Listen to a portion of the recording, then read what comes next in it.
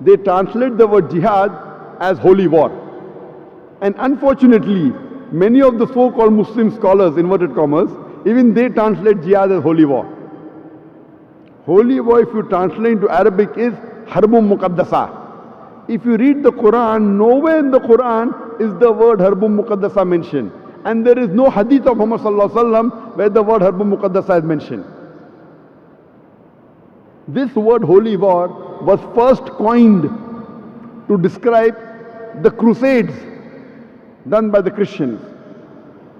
If you read history, several centuries ago, the Christian crusaders, they forced and killed tens of thousands of human beings in the name of Christianity. If you read history,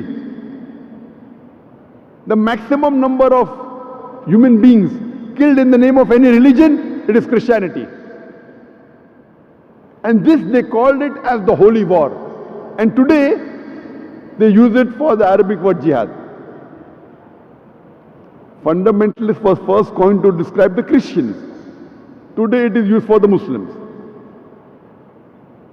So jihad does not mean holy war. Jihad means to strive, to struggle.